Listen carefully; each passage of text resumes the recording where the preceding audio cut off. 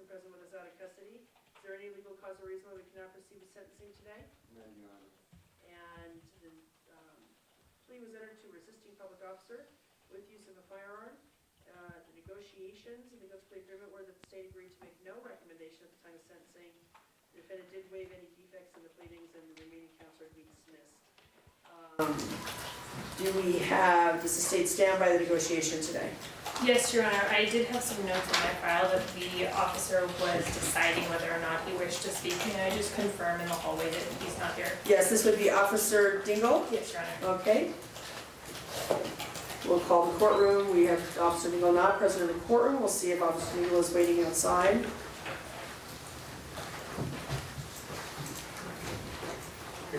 Thank you, Your Honor. I just wanted to confirm so it wasn't missed. So the officer is not going to be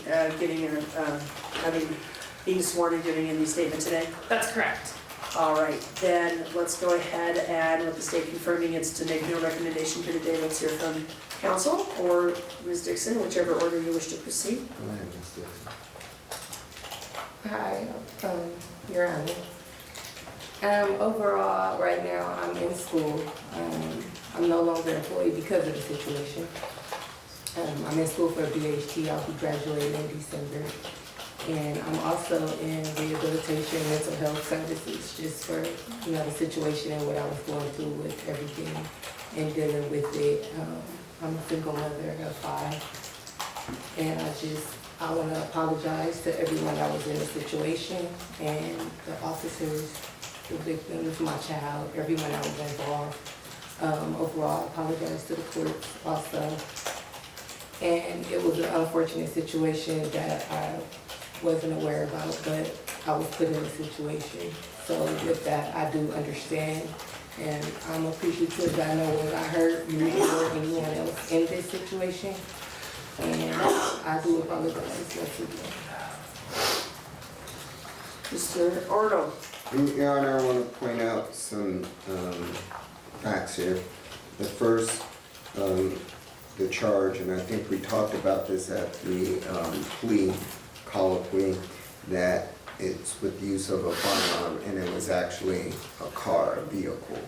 And you probably can decipher that through the factual description. I think when we took the plea, we had that discussion. I just Right. stated the title of the charge as we, and it's not uncommon to have, as you noted, and I think as we noted when we took the plea, that there's sometimes what we call a fictitious plea to reach a certain charge or a certain outcome. And so I think that's what we all agreed upon, is understanding that it was a car, and we know what the defense synopsis has to say about the officer's engagement with Ms. Dixon and what occurred in the parking lot and out onto the roadway in those circumstances. All right, thank you, Your Honor, for remembering that. Additionally, I wanted to point out that my client was not found with stealing anything from the store, that she was along with the 2 other individuals, and what we faced if we went to trial was just the appearance that there was some coordination by my client's part to put this all together. She denies that, but then in regards to the officer, she did admit that she said, go, go, go, that she was trying to get out of there, trying to escape the situation. Nevertheless, this is an old case. She's been out of trouble during the pendency of this case while she's been out on house arrest, but additionally, she had no prior criminal record except for that misdemeanor in 2015. Again, I think the punishment would be because of her fear of what was happening and, just a very convoluted situation, and also that her daughter,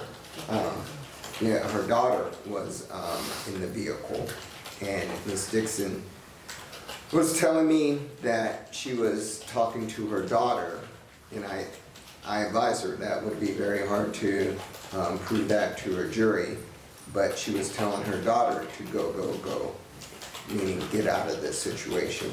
Nevertheless, she's accepting responsibility for her part in it, and we're asking for a suspended sentence, Your Honor. Again, she's a person that's staying out of trouble. She has family responsibilities, and she's been diligent about working until she just got removed from her position here recently. And again, you know, that was a byproduct of this case, so she suffered consequences because of this. And I don't believe she'll be any further problems to the law or to this court, so we're asking for a probation sentence. The struggle that I have, Ms. Dixon, with the way this has been described and the way you are, I guess, accounting for your responsibility in this or not, as the case may be, is, from what I understand here, you are the only adult in this scenario. These are juveniles that are participating in whatever is happening here. Now, whatever you knew or didn't know, to say that you were sort of somehow dragged along on this, and I don't mean that that's not a pun I'm trying to make, and just that you were brought into this and forced into this, and other people were taking responsibility, like, who's the adult in the room? Who's making these decisions?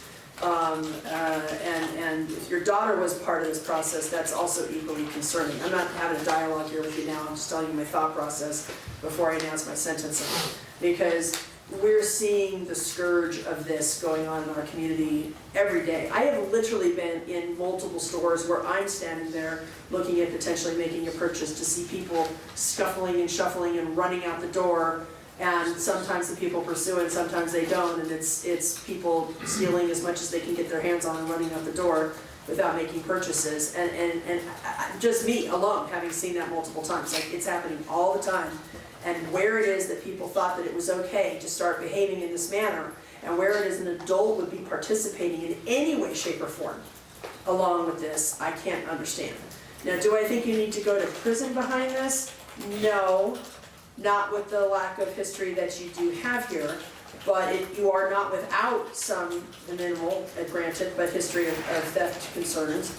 And now we have this situation happening. So while I appreciate very much that you are, as you noted in your statement, a single mother with 5 children, and you're also helping take care of a grandmother, and have these circumstances occurring, this is never acceptable behavior in the community.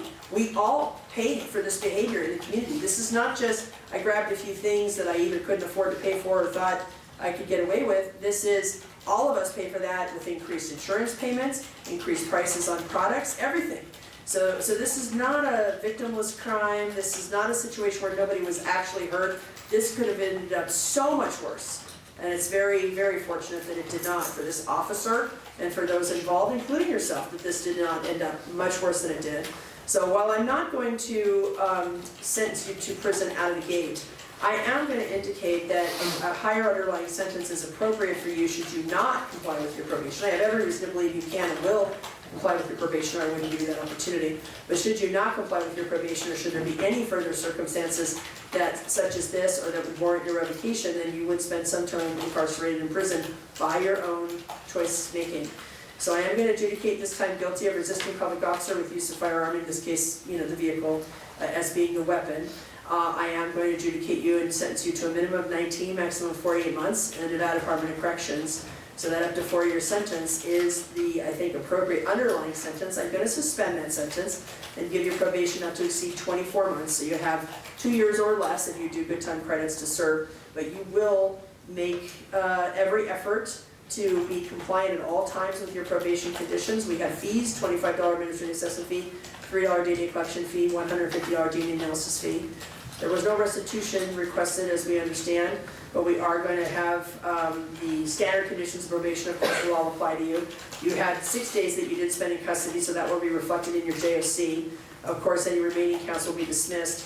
And then in addition to all the standard conditions, the special conditions will give you, of course, you are to have no contact with the Las Vegas Metropolitan Police Officer, Officer Dingle, who was harmed in this incident. You will be required to have a mental health evaluation, completing a recommended case plan. I'm ordering that because by your own report, you could potentially benefit from that. That could provide support to your probation. And it's not considered to be a punishment by this court, it's considered to be a supportive effort to your probation. But you will be sent out for evaluation by parole and probation for a mental health provider, and then you will complete any recommended case plan as well as any medication regimen. I also think impulse control counseling would benefit you, because I cannot understand what choices were made in these circumstances, even if they were not you were not the ringleader, so to speak, of this, you still made choices to participate in that. So impulse control counseling is referred by parole and probation. During the term of your probation, of course, you already have no use, possession, or control of alcohol or drugs, that includes marijuana. I'm not here to say that that had anything to do with these charges, but they are requirements that we have for probationers to ensure compliance with probation. So no use, again, possession or control of alcohol or drugs, including marijuana. We do want you to have full-time employment as structure to your probation. We appreciate you don't have it now, but you will get it as structure and requirement of your probation to maintain that full-time employment, lawful employment. You will comply with any curfew that may be imposed. I'm not saying they would, but if they do, you'll have a curfew, you have to comply. And then report within 48 hours, so you have till Friday to go to parole and probation and check in that you're on probation as of today, make no mistake about that. And then in addition to all the standard search clauses, you have the special search clause that any digital storage media they have access to or use, including computers, handheld communication devices, network applications, associated devices. This includes social media and remote storage services. They are all subject to search, and you must provide all passwords, unlock codes, and account information associated with these items with or without a search warrant requested division of parole and probation or its agents. And then otherwise, you were on a bond that can now be exonerated because you're on formal probation. You were also on high-level electronic monitoring. That is removed. You should be able to turn that equipment in tomorrow. But the stay-away order from the target includes Diamond Road stays in place, as well as the no contact with the victim. Good luck, ma'am. Thank you.